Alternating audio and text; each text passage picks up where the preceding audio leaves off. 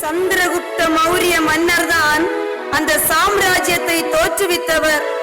பறந்து விரிந்திருந்த பரத கண்டத்தின் 8 திசையும் மௌரிய சாம்ராஜ்யத்தின் வெண் கொற்ற குடையின் கீழ் அடிபணிந்திருந்த காலம் அது. ஆனால் ஒரே ஒரு நாடு மட்டும் மௌரிய சாம்ராஜ்யத்துக்கு வளையாமல் முரண்டு பிடித்தது. அது மகாநதிக்கும் கோதாவரிக்கும் இடையே வங்காள விரிகுடா கடலை ஒட்டி இருந்த கலிங்க நாடுதான் அந்த நாடு. அந்த கலிங்க நாட்டை கைப்பற்ற போர் தொடங்கிய நாள்தான் இந்திய சரித்திரத்தையே புரட்டி போட்ட அந்த நாள். சந்திரகுப்த மௌரியரின் பேரனும் பிந்துசாரரின் மகனுமான அசோகரின் புகழை உலக சரித்திரத்தில் இடம் பிடிக்க வைத்த அந்த நாள். வன்முறை அரசனாக இருந்த அசோக மன்னன் அன்புதான் இன்ப ஊற்று என அன்பு வழியில் செல்ல காரணமாக இருந்த அந்த நாள் இதோ உங்கள் பார்வைக்கு.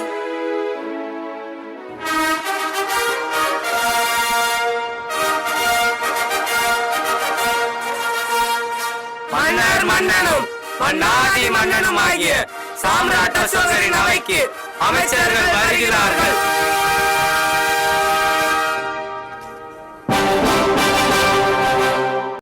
விலங்குகளுக்கென்று மருத்துவமனை அமைப்பதும் சாலையோரம் மரங்களை நட்டதும் சரிதான்.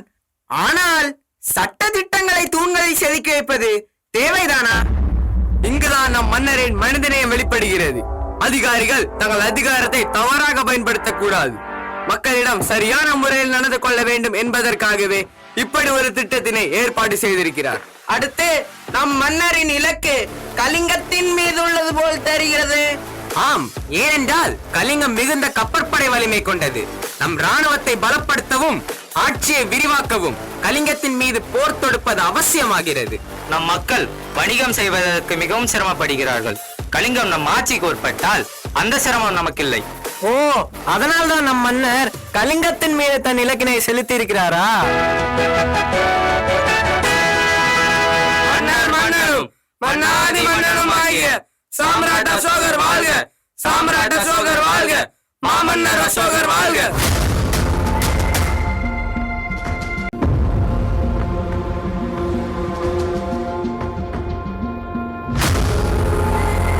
வணக்கம். அமருங்கள். என்ன ஏதோ விவாதித்துக் கொண்டிருப்பது போல் தெரிகிறது? ஆமண்ணா, கலிங்க படையெடுப்பை பற்றி தான் விவாதித்துக் கொண்டிருக்கிறோம். பார்வோற்றும் அசோக சக்கரவர்த்திக்கு என் பணிவான வணக்கங்கள். நீண்ட நெடுங்காலமாய் நாம் மகுடத்தின் கண்ணில் துரும்பாய் உறுத்தி கொண்டிருந்த கலிங்கத்திற்கு நல்ல பாடம் புகட்டும் நேரம் வந்து விட்டது மன்னா. ஆம், கலிங்கத்தை எனது குடையின் கீழ் கொண்டு வருவதுதான் என் லட்சியம். இனி ஒரு நிமிடம் கூட நாம் தாமதிக்க கூடாது. யுத்தமே இனி முழங்கட்டும். அதுவே ஜெய ஜோதியாக ஒளிரட்டும். வெற்றி வெற்றி! அதை தவிர இந்த அசோகனின் வாழ்க்கை அகராதியிலே வேறு வார்த்தைகளை இடம் பெறக்கூடாது. போருக்கு புறப்படுங்கள். நிறுத்து நிறுத்து அசோகா, நிறுத்து. வாலிப வயதிலேயே எதையாவது செய்து சாதிக்க வேண்டும் என எண்ணம் கொண்ட நீ எப்போதப்பா இப்படி ஒரு கொடுங்கோலனாய் மாறினாய்?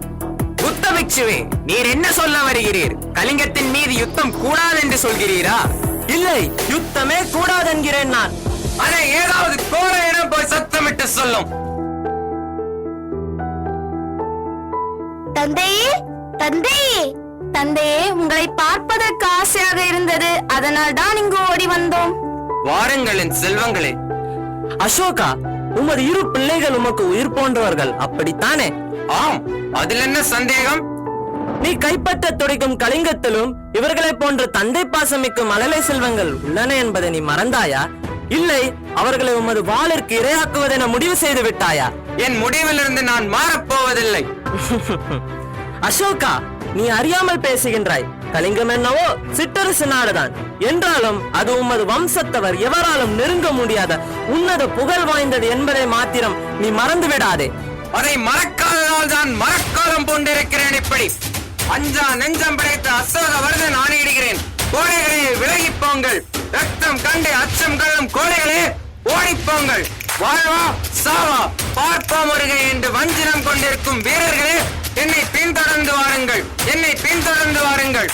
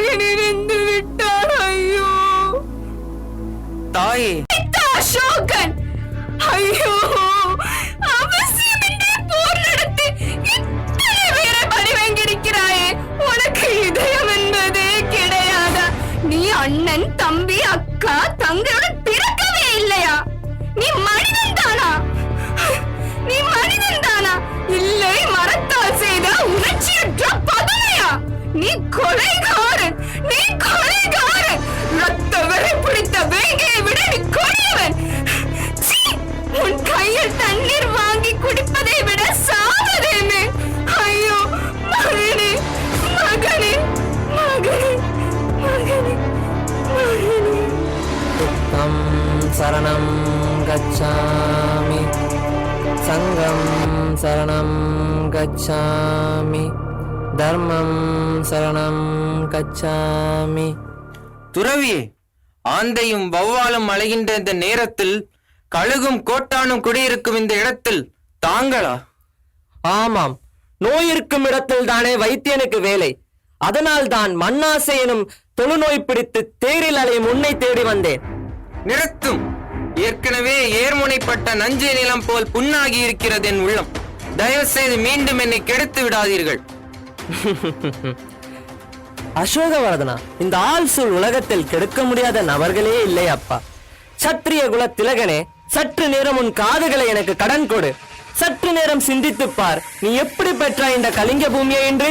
வீரர்களை கொன்று குவித்து அவர்களின் விதவை மனைவிமார்கள் அறுத்தெறிந்த அழகுமிகு கூந்தலை கயிறாக திரித்து ரத்தம் தோய்ந்த கரங்களால் உன் வெற்றி கொடியை நாட்டிருக்கிறாயே. இதுவா வீரம்? இதுவா விவேகம்? இதுவா மானம்? இல்லை, இது அவமானம், இது அவமானம். போதும் துறவியே. தெளிந்த நீர் போல இருந்த எனது உள்ளத்தை அறிவு கல்லறிந்து குழப்பி விட்டீர்.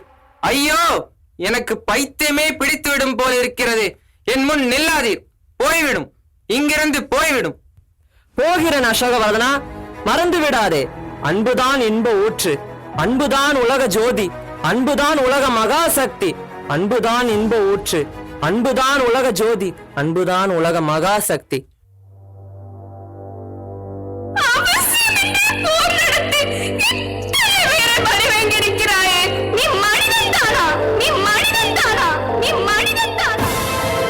அன்புதான் இன்ப ஊற்று, அன்புதான் உலக ஜோதி, அன்புதான் உலக மகாசக்தி.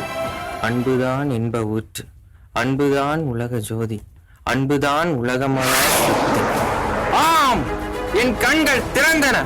பூட்டிய சிந்தனை கூட்டின் இரும்பு கதவுகள் உடைந்தன. அசோகா, நீ அருள் பெற்றாய், இருள் ஒளித்தாய். ஐயோ, இந்த அநாகரிக மனித பதரின் அற்ப ஆசையால் வெட்டி பித்தத்தால் 100,000 பேர் உயிரை தத்தம் செய்திருக்கின்றனரே. 150,000 பேர் கையிழந்து, கால் இழந்து, கண்ணிழந்து, மெய்யெல்லாம் புண்ணாகி தவித்துக் கொண்டிருக்கின்றனரே. கங்கைக்கு சென்றாலும் அந்த கங்கை நீரும் கலங்கப்பட்டு விடுமே. இத்தனைக்கும் காரணம் இந்த வாழ். ஆஹா, இந்த கொடிய கருவியால் எத்தனை உயிர்களை கிள்ளி எறிந்திருப்பேன். கொடுமை, கொடுமையிலும் கொடுமை. இந்நிலை நீடிப்பது மடமை, மடமையிலும் மடமை. ஆமாம், அத்தனை பேரையும் வெட்டி வீழ்த்திய வீரவாளே, இனி ஒளிந்து போய் என் உரையை விட்டு. கடும் புயலாய் சீறி வந்த காட்டானை பலவற்றை கூறு போட்டு என் அங்கத்தில் இடம்பெற்ற கொடுமை மிக்க கடாரியே, இனி கலந்து விட என் அறையை விட்டு. இனி இந்த அசோகன் மாறிவிட்டான், தலைகீழாக மாறிவிட்டான். மண் வேண்டாம், மணி முடி வேண்டாம். இந்நிலத்திலே ஒரு துறவி, உள்ளத்திலே ஒரு துறவி, உள்ளத்திலே ஒரு துறவி.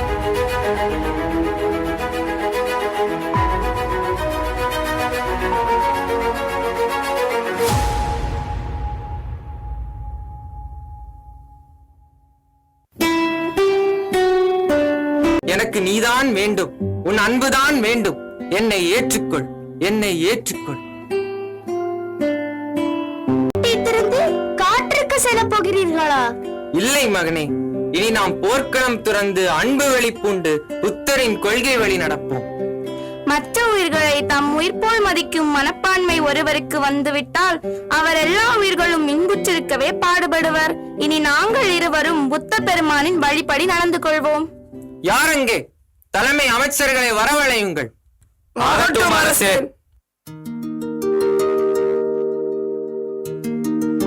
நம் இந்தியர்கள் எதையும் முழுமையாக செய்யும் வல்லமையும் தெளிந்த சிந்தனையும் உடையவர்கள். உங்களால் தான் பிற நாட்டிற்கு அறிவு செல்வத்தையும் அன்பின் வலிமையையும் கொடுக்க முடியும்.